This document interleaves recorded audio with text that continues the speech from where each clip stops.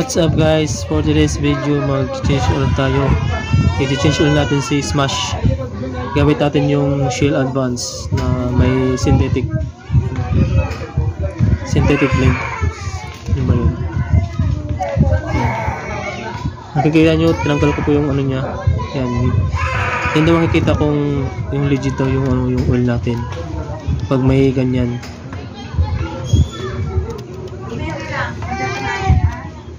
Hindi na ako nagsasalita dyan guys kasi i-voice over ko na lang po ito.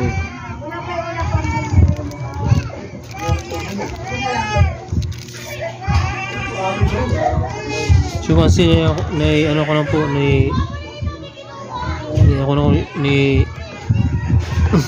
tinanggal ko na po yung yung oil nya. Yung dating oil niyan ay ano yan, Motol ang ginamit ko dyan. Maganda yung Motol din kasi hindi mainit sa makina. Balik siguro mga 4 months ata bago ko mag-change yun. Kasi dito lang naman ako din sa malalapit na. Tapos tinagilid ko siya ng mga 30 seconds yun. Tapos binalik ko yun. May tumulo na ulit. Tagilid yun guys pag para medyo masimot yung oil niya dun sa loob. Yun ang ginagawa ko eh. Yan, pangalawang tagilid ko sa motor. Baka mayroon pa 30 seconds yun. Tapos balik ulit. Yan. So as you can see, may tumulo pa na basta mayroon pang natulo.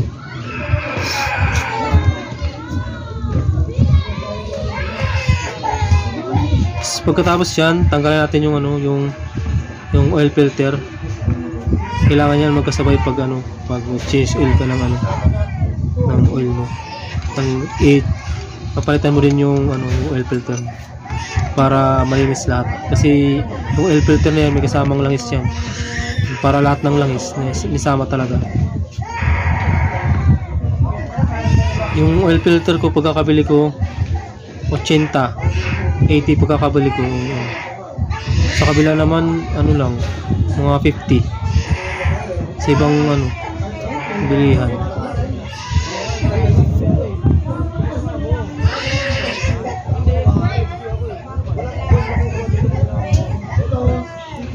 Punong-puno yung lalagyan. Siyempre ginagamit ko na oil filter yung Suzuki din.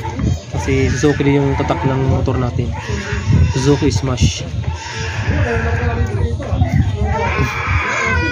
Tapos linisin natin yung takip nya. Tapos itagilid natin ulit para di ba mayroon pa, para ma-drain talaga ng maayos. May matira man, siguro kunti-kunti na lang yan pag wala nang tumulo. So syempre lilinisin natin yung pinakabutas niya sa loob. Tapos may arrow yan sa baba bago nyo ibalik yung takip. Kailangan nasa ibaba yung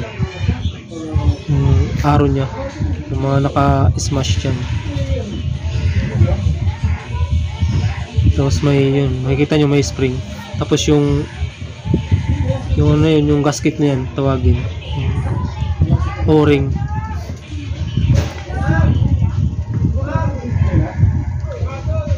Kailangan maayos yung yung O-ring niya yung pagkakalagay. Lalo na yung mga lumang motor, baka mga sira na yung gasket. Sa akin kasi brand yung motor ko, kaya okay lang yan. Bagong-bago pa yung gasket niya kasi matibay naman talaga yan.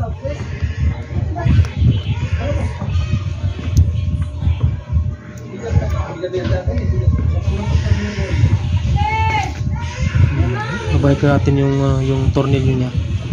Mas pag higpit, huwag nyong higpitan ng malakas talaga kasi pag hinigpitan nyo malakas yan, siguradong may ikot mo pa yan, may ikot pero parang pangit na rin kasi sobrang higpit na yun. Siyempre mas kayang-kaya natin ikot yan kung ano lang natin yung lakas natin, pero wag ganun. Kung saktong higpit lang yung tornilyo, okay lang yun. Kasi may gasket naman eh.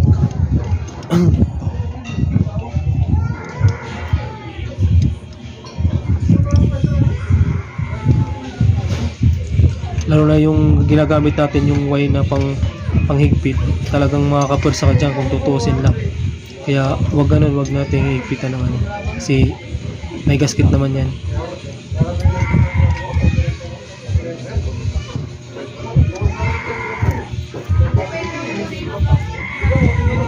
Tapos pagkatapos yan, ano tayo, ibabalik natin yung ano natin, yung tornilyo sa drain, pinaka main drain niya. Tapos niyan, tapos yun, maglalagay na tayo ng langis. Yan, binabalik ko na yung ano, yung tornilyo niya. Kailangan linisin niyo yung tornilyo, baka may mabuhang-buhangan dyan bago nyo salpak. Pati yung pinakabutas nyo, pinakabutas ng ano, ng drain, linisin nyo.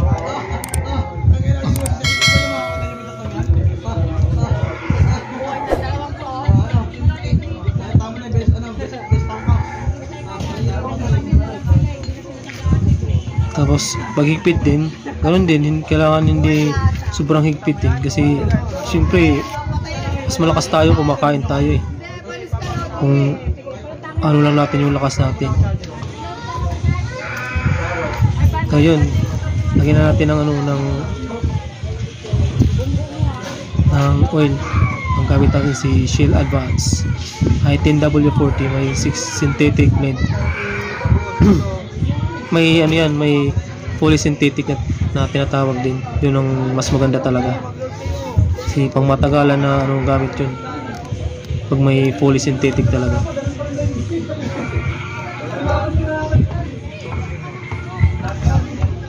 Pero sa atin, okay na rin kasi ano yan, tinatawag na semi-synthetic. Okay na rin yan. Kasi may mineral yun, klase ng mga oil. Kunyari, mineral, synthetic, tapos polysynthetic. Yun. Kumbaga nasa pangalawa tayo. Maganda na yun. Binili ko siya ng nagkakalagang 350 pesos yung ano, yung Shell Advance natin na 10W40. Tapos pagkakalagay ko dyan, iniiwan ko yung may iniiwan ako dyan na ano, na oil. Yung di ba nakita ko yung guhit sa ilalim ng ano, lalagyan ng oil, yung last na guhit, yun yung iniiwan ko yung ano,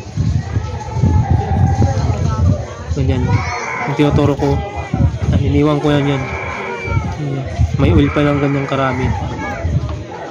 Hindi ko inaano ko yan, hindi ko lahat yung 1 liter, nagtitira lang ako ng yung isang guhit. Kahit nagpalit ako ng oil filter, walang problema yan, as long na may oil ka sa motor mo, walang problema yan.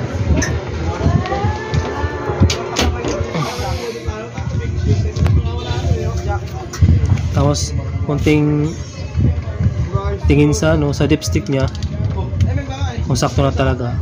Tapos pagkatapos kumano, ikinik ko siya ng sobra 10 beses bago siya pinaandar talaga, para magkalat yung ano, magkalat muna yung ano niya, yung oil niya bago siya umandar, para ma-oilin lahat yung mga ano, yung mga pisa sa loob bago siya umandar.